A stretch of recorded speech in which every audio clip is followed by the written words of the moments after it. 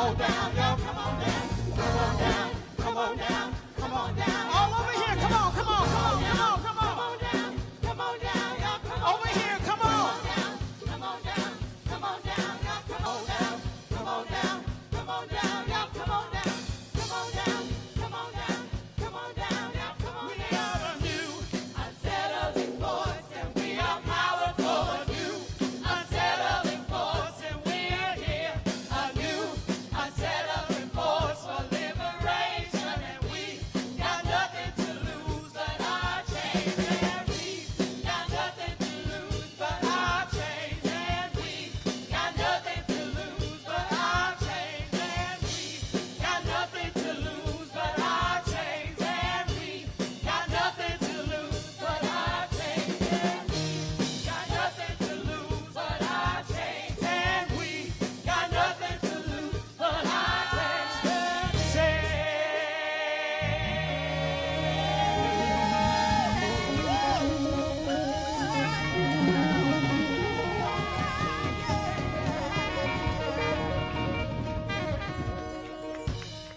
Man, it's good to see y'all faces. It's good. I won't say hug your neighbor, but just look at somebody. Just look at somebody. Let your eyes smile at somebody. Now, I don't know about you, but I work with this crew that starts early in the morning. And somewhere around 7 o'clock, I started hearing ding, ding, ding, ding, ding on my phone. And it didn't give me any choice. Whether I wanted to or not, I had to wake up with my mind stayed on justice. I had to do that. All right? So how many of you woke up this morning with this on your mind? So I'm going to hear you sing it with me, right? Woke up this morning with my mind stayed on justice. Hold on. That's all right. That's all right. We can start again. You can always begin again. That's right. That's right. Come on. All right. Woke up this morning with our mind stayed on freedom. How about that? Woke up this morning with my mind, it was stayed on freedom. You know I woke up this morning with my mind, it was stayed on freedom. I said I woke up this morning with my mind stayed on freedom. Hallelujah. Hallelujah. Hallelujah. Yeah, I got up this morning with my mind.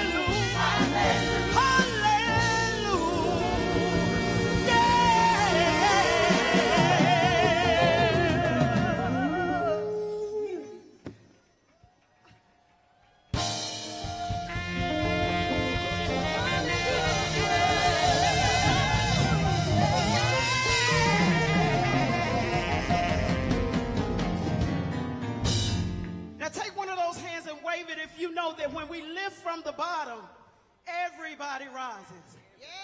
When we lift from the bottom, everybody rises. See, they think that we're coming to be liberated, but we're coming to liberate them for the ways that they oppress us. Give it up for Jamel.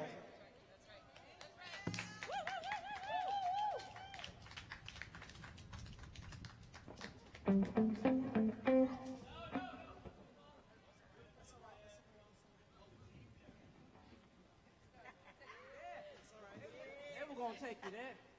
Yes. It's coming.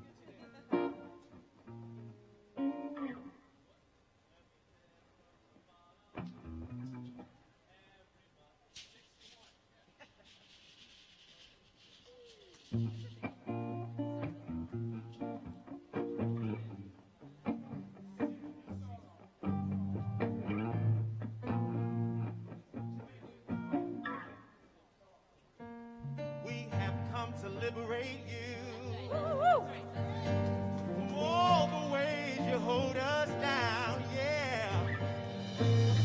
When you hurt me, you hurt you too. When you free me, you free yourself. When you lift from the bottom, everybody rises, yeah, yeah. When you lift from the bottom, everybody rises, we have come to liberate you.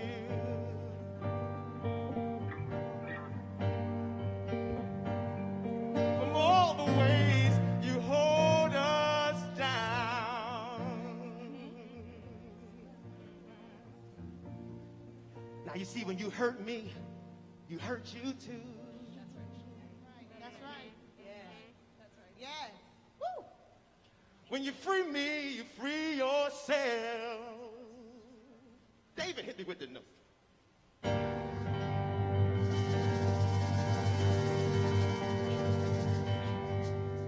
When you lift from the bottom, everybody rises. When you lift from the bottom, everybody rises. Y'all sing it one time. Yes. You got it? Figured it out.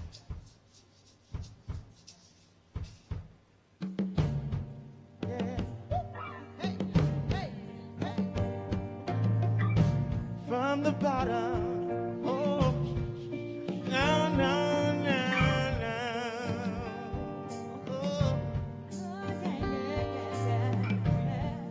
we have come to liberate you from all the ways you hold us down. See, when you hurt me, you hurt you too. When you free me, you free yourself. Listen. When you lift from the bottom, everybody rises. Everybody rises. When you lift from the bottom, everybody rises. Listen. We need air that we can breathe. We need air that we can breathe. We need water we can drink. We need water we can drink. Now you might say that we are weak. You might say that we are weak. But we are stronger than you think. When you lift from the bottom, everybody rises. When you lift from the bottom, everybody rises. Everybody rises. Keep on rising. Keep on rising. Keep on rising. Keep on rising. Keep on rising. Keep on rising. I said keep on rising. Keep on rising. Keep on rising. Keep on I rising. said keep on rising. Keep on I rising. said keep on rising. Keep on rising.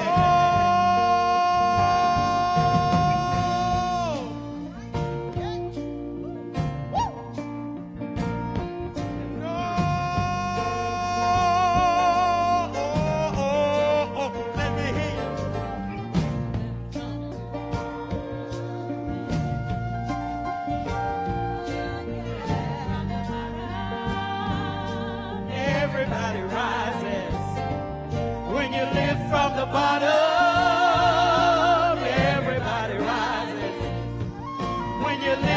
the bottom,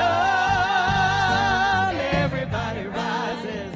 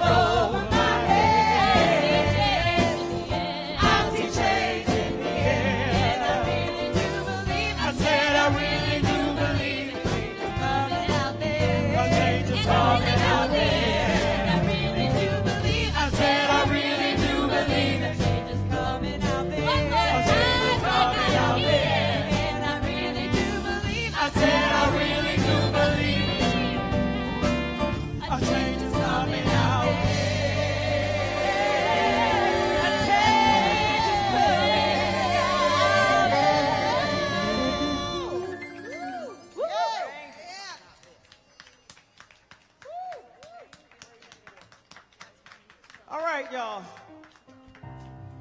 You know, if you hold on, you've been working, even through the pandemic, we've been working. We've been doing the best we could do, right? Doing the best we could do with what we have.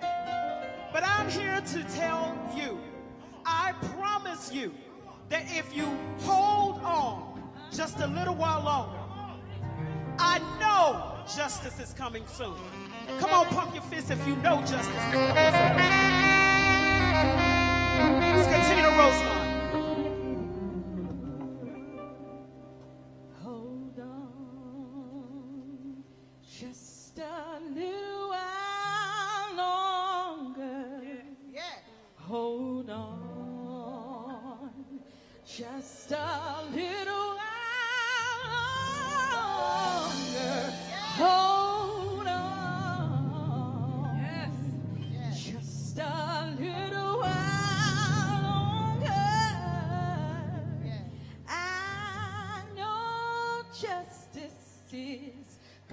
coming soon. Help me sing it. Hold on, just a little while longer. Hold on, just a little while longer. Hold on, just a little while longer. I know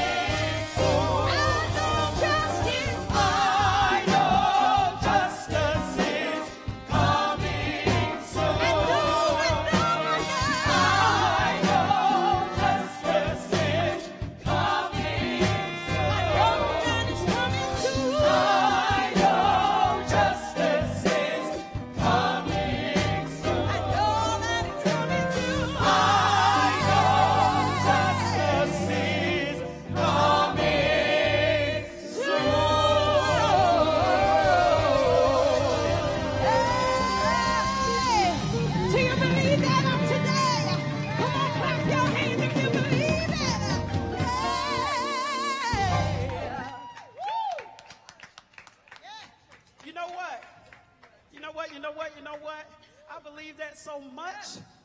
I believe that with everything I have in me. Come on, crank up that round, that last part. Come on, come on, come on. I know justice is coming. Do you believe it? Do you believe it? I know justice is coming soon.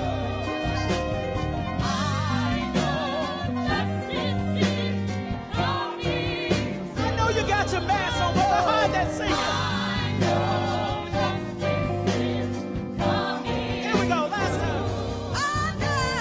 I know justice is coming soon.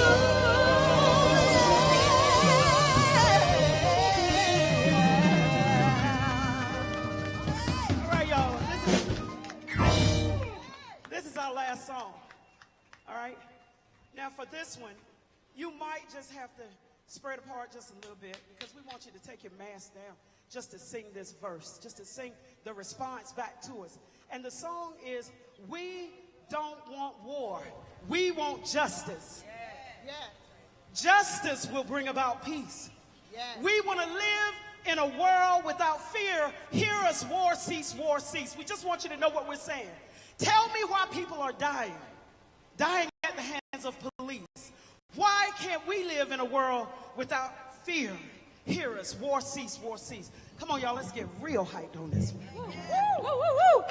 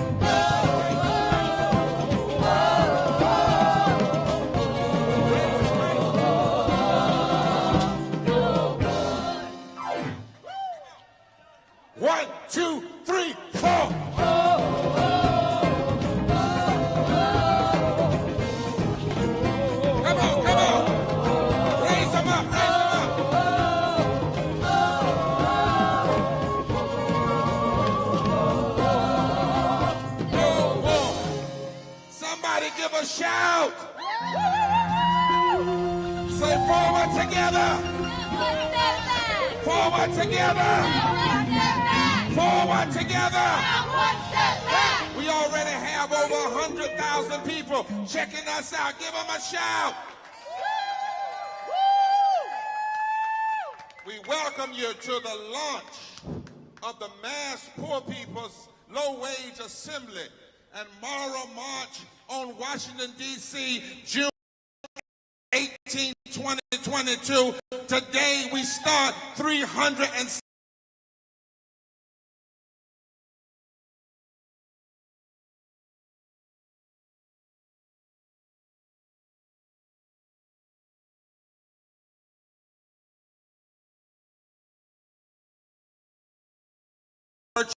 part of it is live, but first thing we always do is a roll call from the stage. And before the band goes off the stage, give them a big hand. Come on, give them a big scream. Miss Yara Allen, the Street Genie Freddie Green, and all of the accompaniment. Check out your screens. In 2018, there were 140 million Americans who were poor or one emergency away from economic ruin. In communities and forgotten places, poor people and low-wage workers of different races, genders, abilities, sexualities, and faiths are building a moral fusion movement. We are coming together across all the lines that divide us to restructure and lift our society from the bottom up. We delivered our demands. We demand. We demand. We demand. Reinvestment in and the expansion of public housing, ensuring that all have a decent house to live in and a place to call home. We engaged in nonviolent civil disobedience. All of that breaking news in Albany, where a large group of protesters have moved back into the street. Today's Poor People's Campaign rally, part of simultaneous rallies in more than 30 states and Washington, D.C.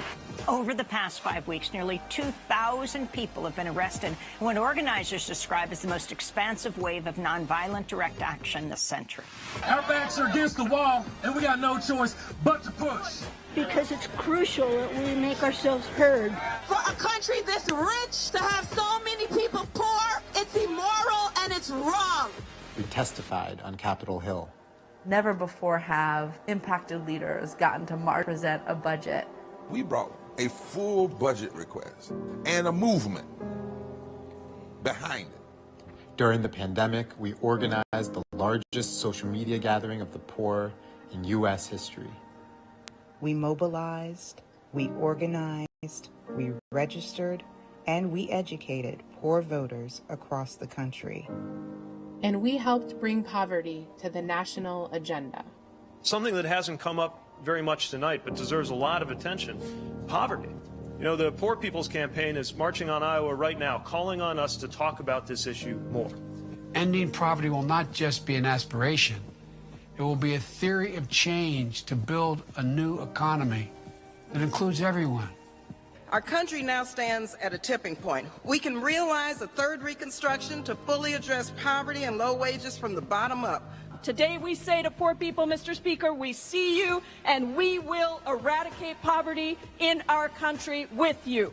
No democracy can claim to be strong when 140 million people, or 43% of its people, are poor and low wealth.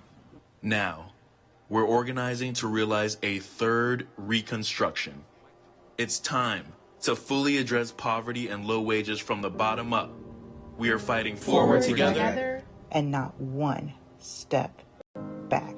I want you to know that when hands that once picked cotton join hands of Latinos, join hands of progressive whites, join faith hands and labor hands and Asian hands and Native American hands and poor hands and wealthy hands with a conscience and gay hands and straight hands and trans hands and Christian hands and Jewish hands and Muslim hands and Hindu hands and Buddhist hands. When we all get together, We are an instrument of redemption. When we join hands, we can revive and make sure that the promise of life, liberty, and the pursuit of happiness and equal protection under the law is never taken away from anybody. So I got a question. Are the rejected ready to revive and declare that this land is your land, this land is my land, this land is ours? From the State House to the White House, the rejected are going to demand that this nation never give up on being one nation under God, indivisible, with liberty and justice for all.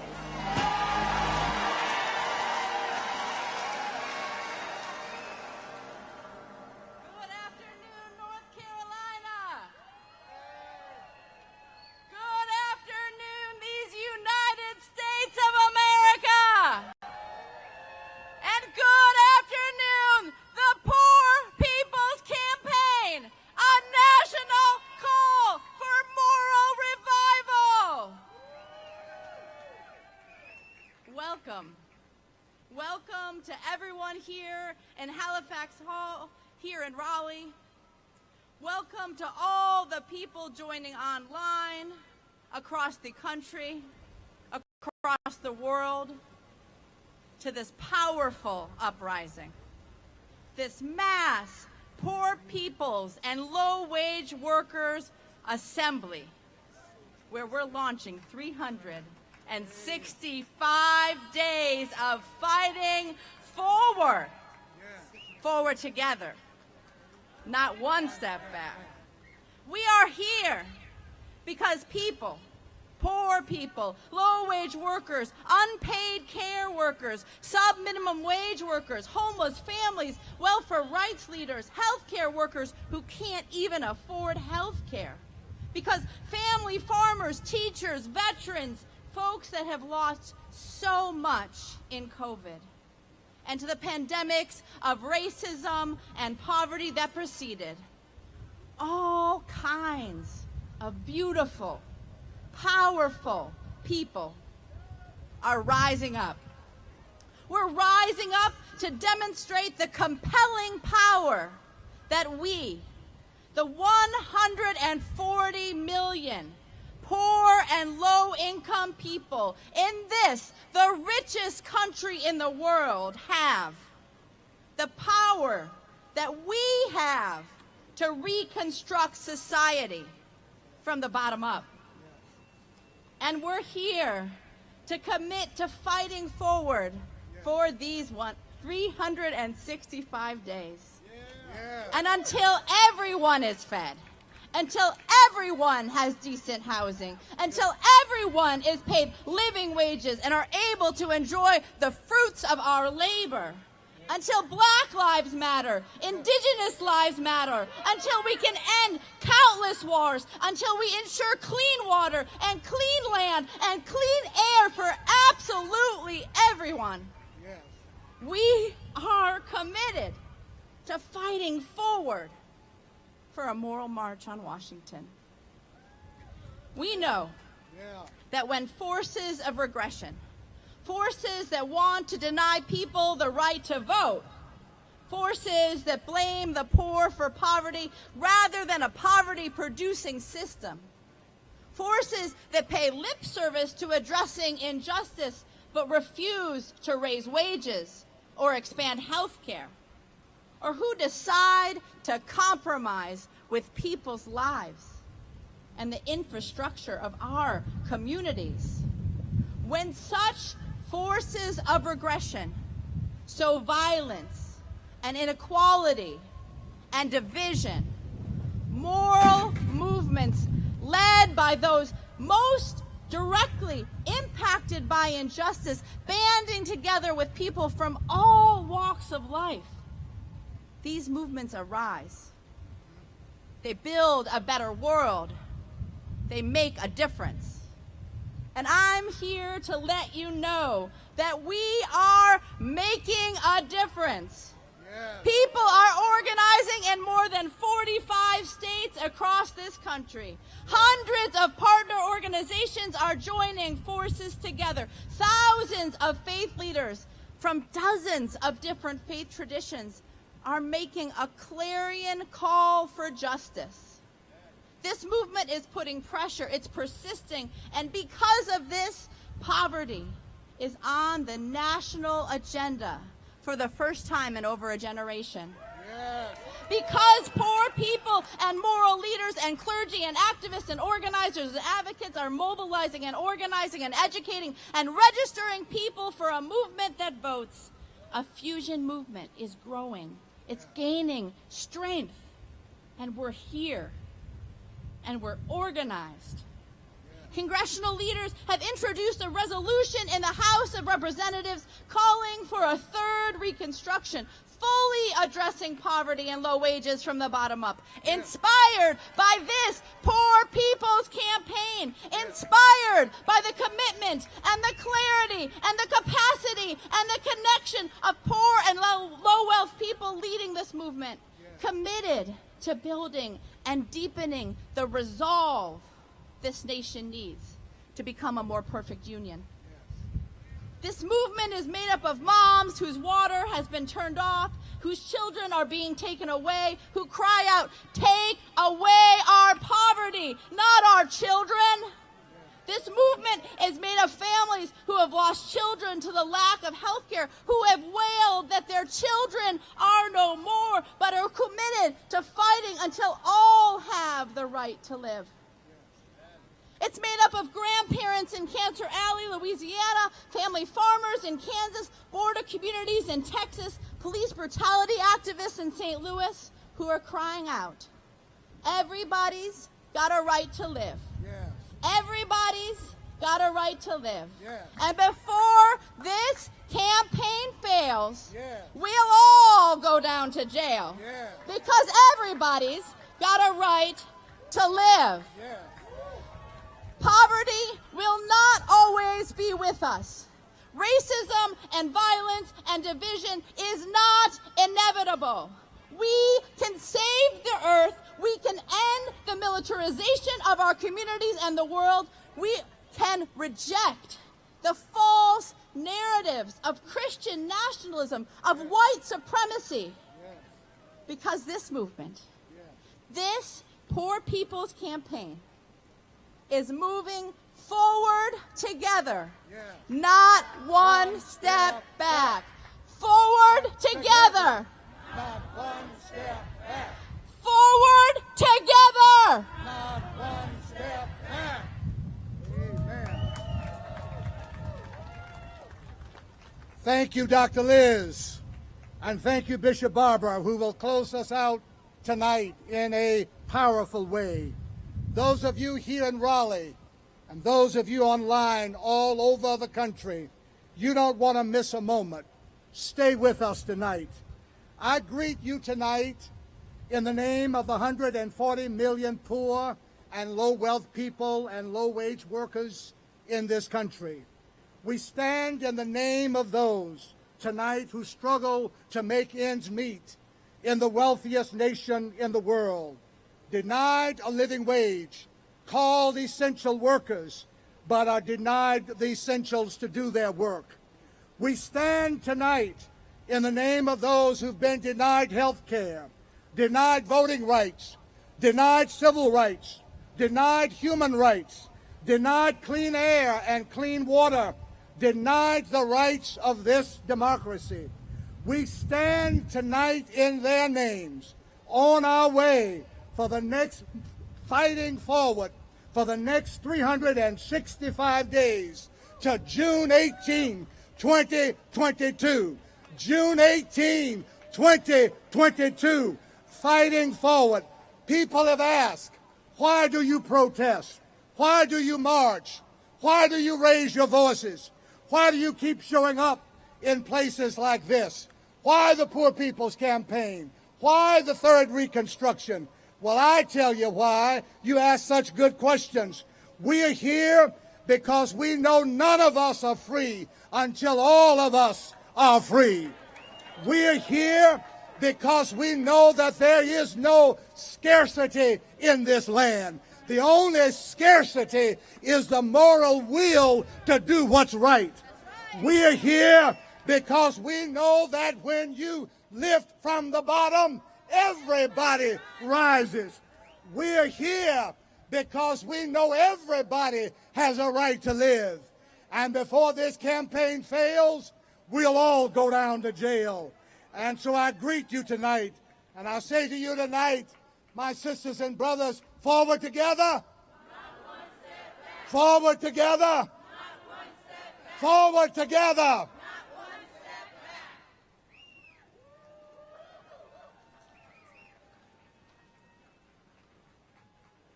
We raise our voices with love and lament, praise and protest, truth-telling and prophetic witness.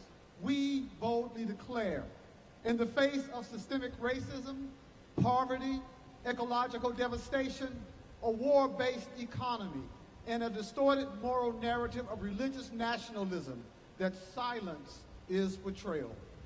Somebody's hurting our family, and it's gone on for too long. And we won't be silent anymore.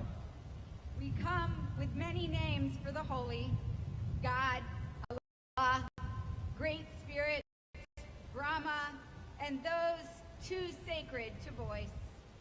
We are called by different teachers: Jesus, Muhammad, Buddha, Moses. We affirm the voice of each human endowed with rights and recognition.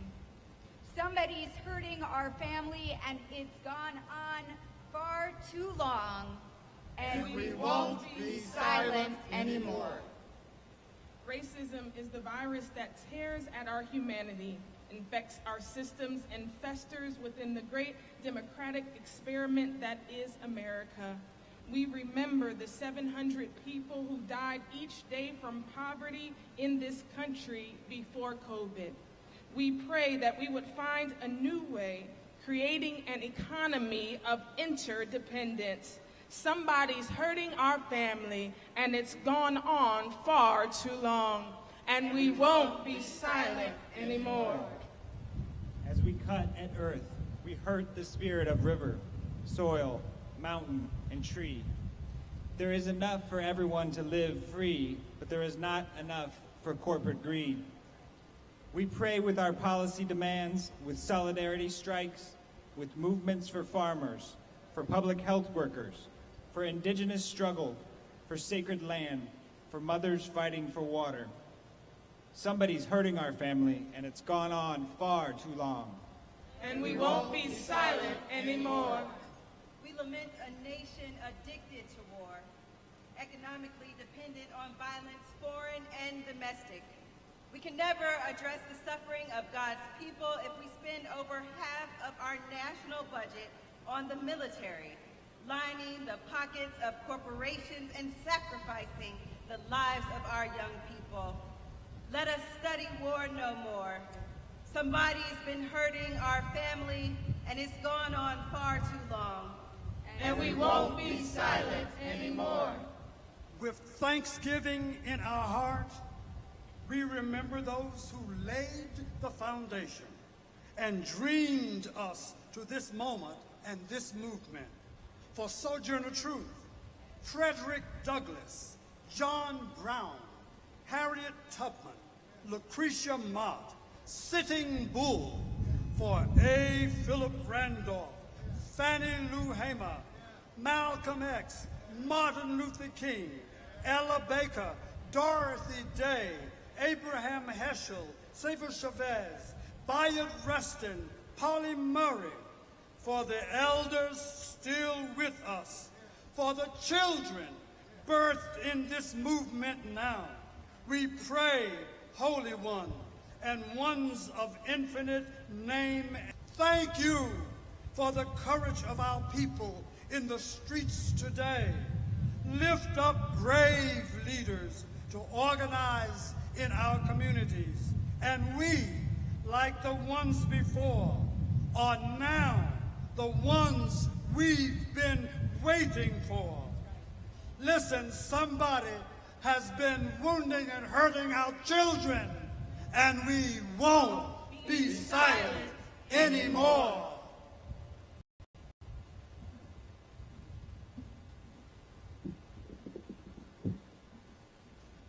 Let's give it up for our moral leaders. We have Reverend Jimmy Hawkins, Rabbi Judy Schindler, Pastor Shalise Overy, Reverend Hershey Millette Stevens, and Reverend Dr. James A. Forbes, Sr.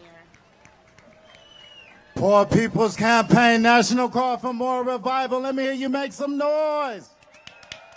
Oh, come on, we got to do better than that. We coming here today in person and all across the country. Come on, via social media, make some noise. Come on. Woo! That's right. And while we are here coming together in person, I got one thing I want to ask. We want to make sure that we remember this date. So, everybody pull out your phones, We need everybody pull out your phones. What we getting ready to do is, you're going to tap your neighbor, give him one of them church elbows, say, neighbor, I'm glad to see you. I'm glad to see you. Let's take a picture. Let's take a picture. Say, neighbor, Neighbor, I'm glad to see you. I'm glad to see you. Let's take a picture. Kaz, let's take a picture. Now, if you took that picture, make some noise, North Carolina. Poor People's Campaign, all across the country. Make sure that you all post that on social media. It's thousands of us viewing together right now in this space. So one more time, make some noise for yourselves. Poor People's Campaign. Now we're getting ready to transition to voting rights. So let us welcome our ancestor, Rosanelle Eaton, with the video, followed by her daughter, Miss Arminta Eden. Come on, make some noise.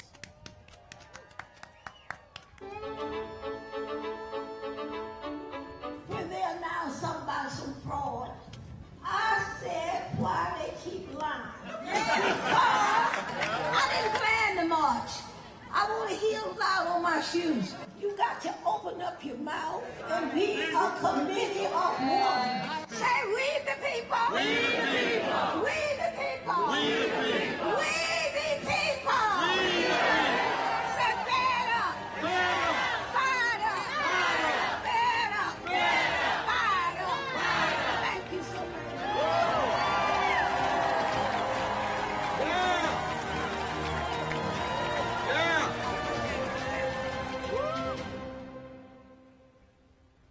Oh, my friends, we are here today, back on this same mall, fighting the good fight for justice and freedom for all poor people in the United States and in this state. You sometimes wonder, why do we have to do this over and over again? We are wise enough to know that it's not Democrat versus Republican. It is right versus wrong.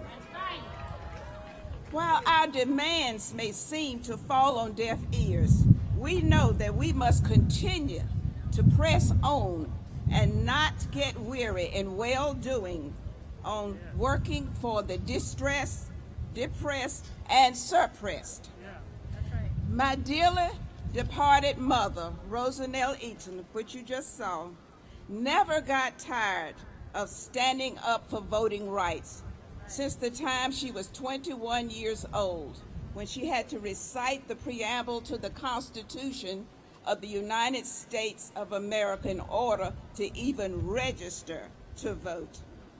Every Moral Monday, my mother was out here with us on this mall, fighting for us, encouraging us, and even going to jail with us at the age of 92. She even went further.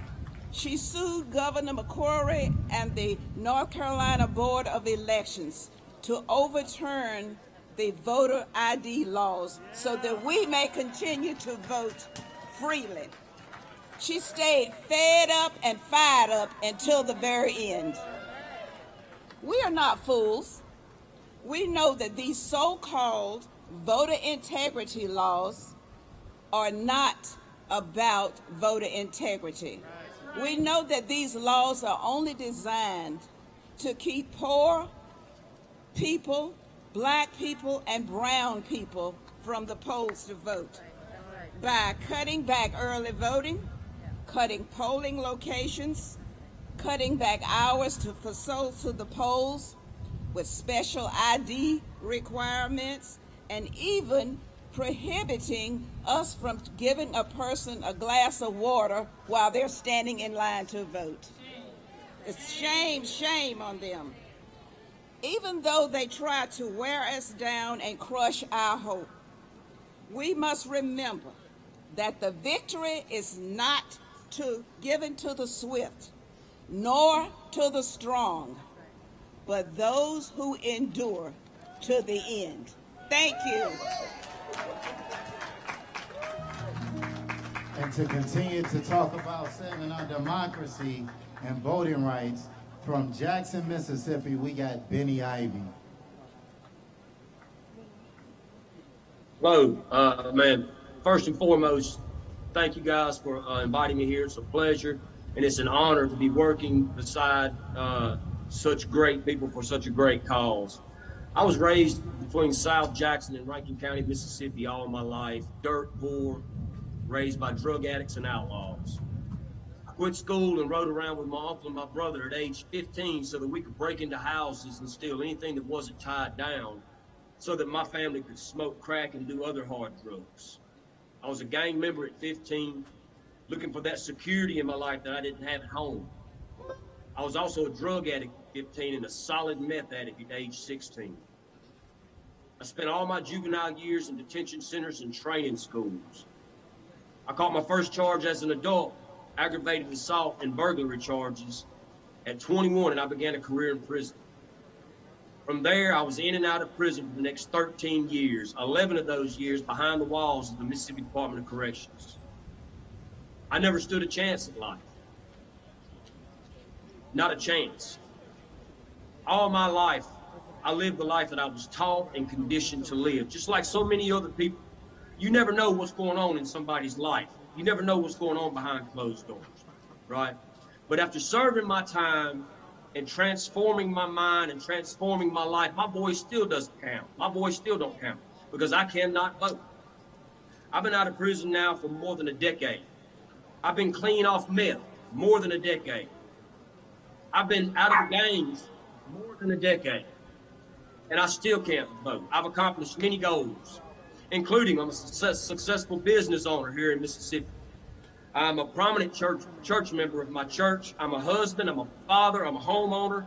I'm co-director of a credible messenger program here in the juvenile youth courts and in the communities in which we mentor young people to keep them from going down the same roads that I went down, and I still can't vote. So my question is this: what more do I need to do to prove that my voice is just as valuable as anyone else's? What more do I need to do to prove myself to the powers that be that my voice is important? My voice is valuable, and I should be able to express myself in the voting polls as well as anywhere else. God bless y'all. God bless this movement. Thank y'all for having me on here tonight. All right. Thank you so much, Benny. We know that voting suppression affects everybody. That's right. Not black, not brown, everybody. Yes, right. And we are not going to stand for it. So the next we're going to hear about voting rights and the champions of it. Let's hear this video. In studying the history of the massive resistance to Brown versus Board of Education in the 1950s, I happened on the trail that led to the current attacks on our democracy. And in fact, what I discovered was a deliberate, very calculated, very cold-eyed, clear strategy to shackle our democracy. So all that we are seeing now, all that's happening across the states, is not simply the result of Donald Trump. And I know many of you know this because you know the racism on which it all depends goes way, way back in our country. But the actual strategy of rigging the rules really started coming together in the late 1990s, and then they kind of hit the ground running, particularly after the election of President Obama. But even before that, they were laying the groundwork. So it's absolutely critical that mobilizations like this take place and that we push as hard as we can to end the Jim Crow filibuster and to free democracy from these shackles so that we can do all the wonderful and important things the vast majority supports and has wanted to see done for so long. So after the inauguration of the new presidency in the United States, we have seen more than 389 restrictive bills introduced in 48 states in the 2021 legislative session.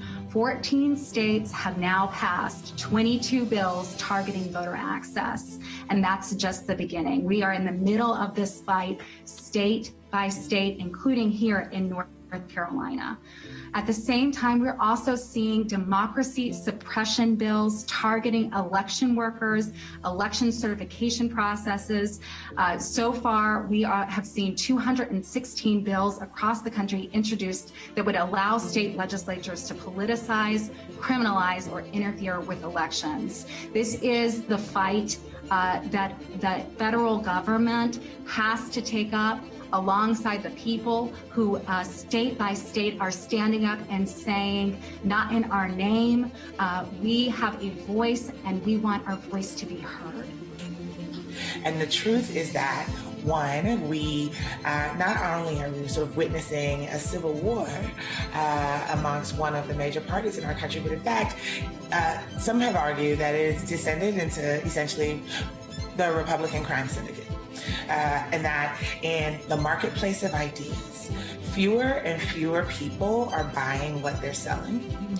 And the only way for them to continue to hold on to power is if they cheat. It is absolutely clear to me that if you are a climate activist or voter or donor, if you are an education activist, voter or donor, police reform, reproductive justice, that all of those things are important, and we all need your energy, your passion, your organizing around those issues. And none of it matters if we are not able to protect and preserve the right to vote. And so no one ever said that it was going to be easy. No one ever said that our march towards a multiracial, multi-ethnic, multilingual, multi-generational sort of plurality, majority, was going to be easy and that white supremacy was going to die quietly. But one thing I think we don't pay enough attention to, this political right is deathly afraid of the new generation because they understand that this is the most diverse generation. It's a generation that knows the economy is not working for the vast majority. As a friend of mine says, this is the generation we've been waiting for, right? They are incredible. I am optimistic. I am optimistic about what is ahead. And I'm optimistic because I see what we have just been through and that the frontline communities all across this country who have historically felt the burdens of racial discrimination, inequities in our economic system, the climate change crisis, and other historic inequalities have been standing up and saying, we are not just moving to participate in our elections in historic numbers. We are moving from being governed to governing. This is a transformative moment in our country's history. And we believe that if we invest in our democracy now, we can create a country that will lift up to meet the promise of past generations that have laid so much on the line for us to be able to be here and be free with one another speaking these words today.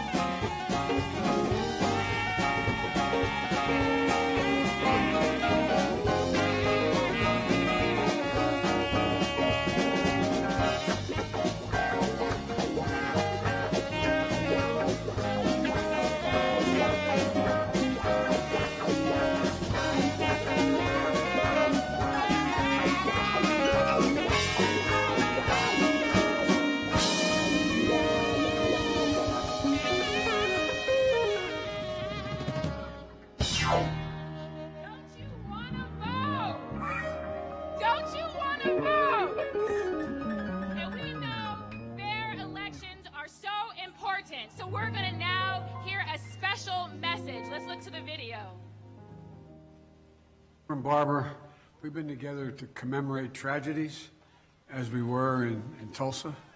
We've been together to celebrate victories, but I don't think we've ever been together at a time of such opportunity to deliver dignity for our nation's poor and low-wage workers, and make ending poverty not just an aspiration, but a theory of change.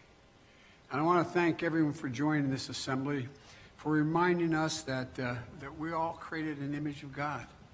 That we all have the right to economic opportunity, to health care, to clean air, water, and the right to vote.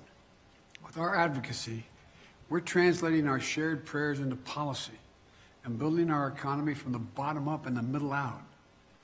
You know, through the American Rescue Plan, we've cut hunger by 1/4, and we're on track to cutting child poverty in half. We know it's not enough just to build back from this pandemic, the devastation it's caused for the most vulnerable among us. We have to build back better than before, with millions of jobs that deliver dignity, a $15 minimum wage, affordable housing, universal pre-K, tuition-free community college. We need to build worker power through organization and collective bargaining, and heed the cry for racial justice some 400 years in the making. Rev, at my inaugural prayer service, you reminded us that only by being, quote, repairers of the breach can we bring revival. Vice President Harris and I will keep working with you and your Poor People's Campaign to answer that clarion moral call. God bless you all and your urgent work. All right.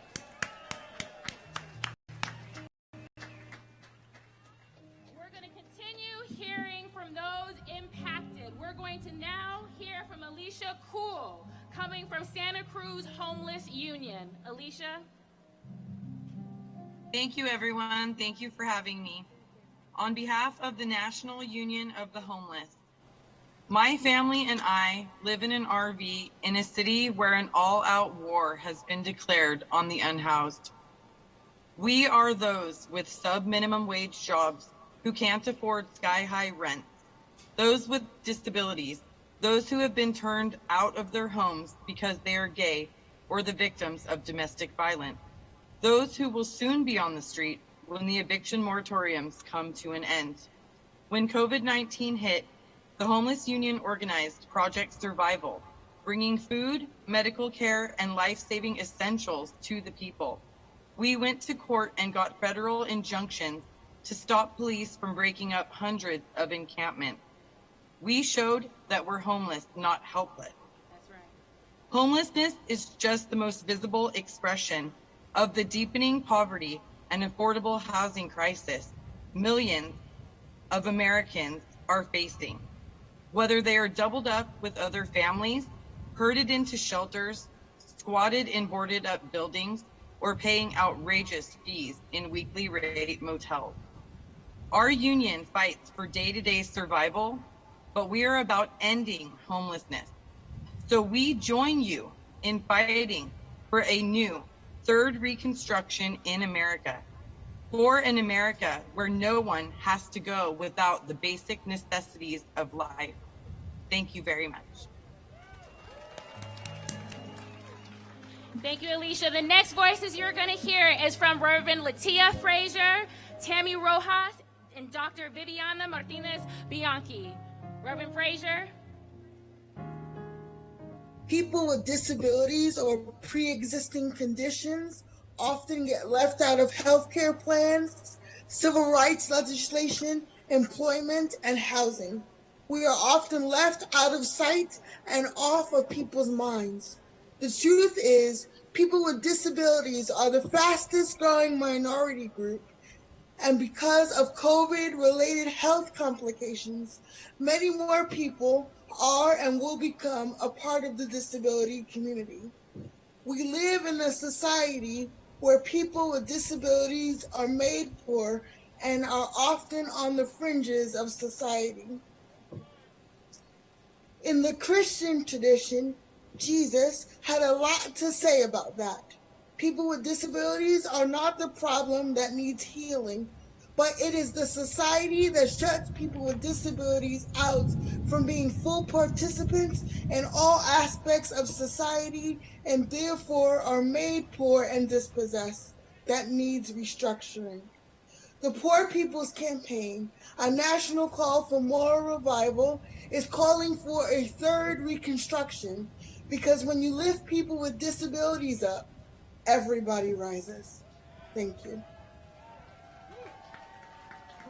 Thank you, Reverend Fraser. Tammy.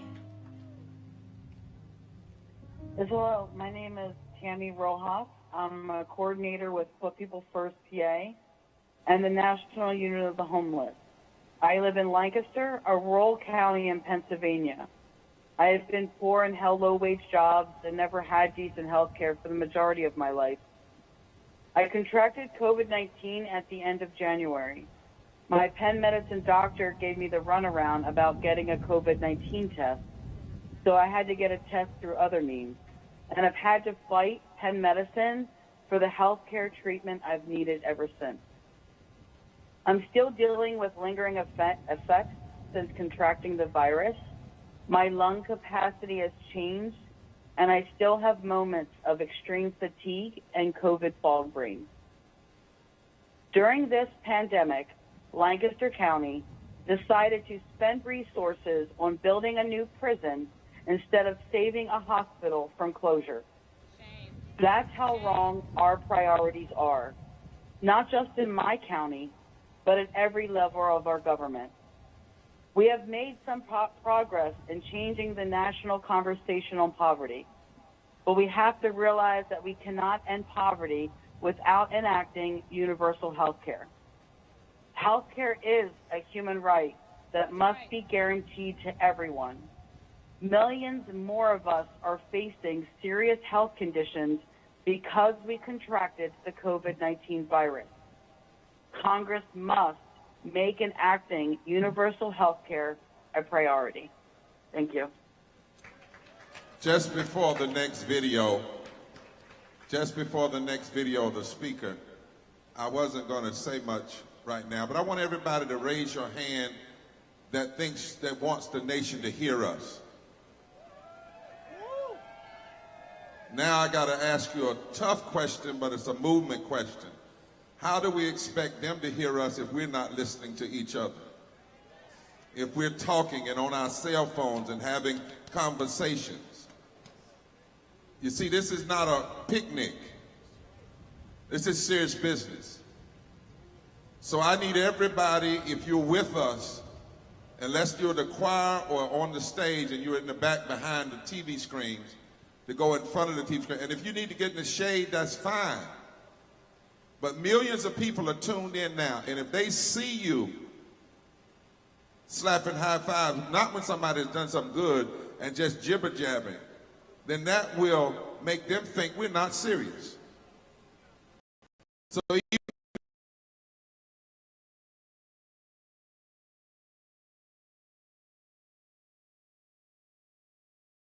want this nation that needs to be reconstructed to listen to us. If I'm right about it, raise your hand. If you ain't mad with nobody but the devil, raise your hand. Now check your neighbor and say, neighbor, we can't make them listen.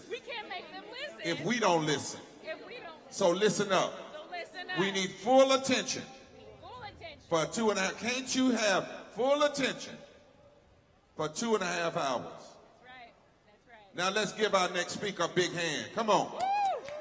Give me a little music. Give me a music applause. Give me a music applause. Bring on every speaker like that. But folk that's living in the street are hotter than this. People without health care are hotter than this. People without living wages are hotter than this. And I'd rather be hot. In fact, the truth of the matter is, I'd rather die in the street than to live and not be fighting for justice. So let's be one people today, all right?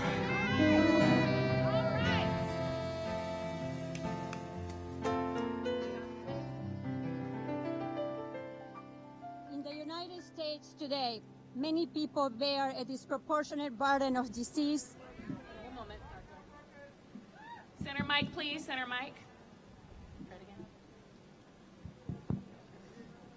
In the United States today, many people bear a disproportionate burden of disease, premature death, and higher rates of pain and suffering. Black men are 70% more likely to die from a stroke as compared to non-Hispanic white men. Black mothers have 3 times higher maternal mortality than white mothers. Out of every 1,000 live births, we will lose 11 black babies, twice as many as white babies. Hispanics have a 50% higher death rate from diabetes and are more likely to be without health insurance. The rate of infant mortality for indigenous Americans is 60% higher than those for white kids. People of color have had higher rates of infection, hospitalization, and death due to COVID-19, yet they are less likely than white people to have received a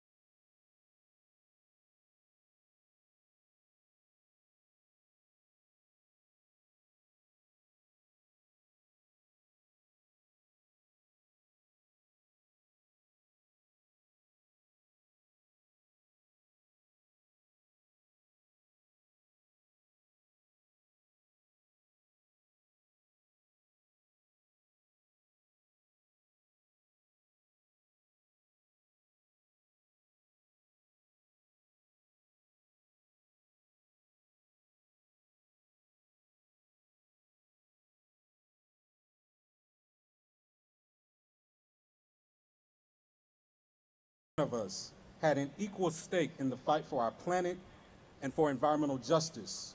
Because if we did not save the environment, if we did not save the earth, then whatever we hope to do in civil rights or in a war against poverty would be of no consequence, because we would all have the equality of extinction and the brotherhood of the grave. We sit here over 50 years since he uttered those words. We sit here over 50 years since the first Earth Day, where people gathered in mass to elevate a commitment to our planet and to people. We sit here 39 years since activists and community leaders pushed the environmental movement by birthing an environmental justice movement right here in North Carolina. We sit here, the beneficiaries of a legacy of individuals who have always understood that this fight for people and for planet is interconnected. That's right. We sit here a remnant of their struggle, but also with our eye on a different timeline. We sit here where a global climate crisis looms, threatening to disrupt and displace our very existence, especially the most marginalized amongst us. We sit here where a UN IPCC report has stated we have 9 years to take critical action to limit climate catastrophe. We sit here where, despite the continued evidence of ecological devastation, of global climate disruption, despite knowledge of how this impacts the most marginalized communities amongst us, there are still forces in denial, some right here in North Carolina, that would try to slow walk our transition to a clean economy and a just future for us all. We sit here.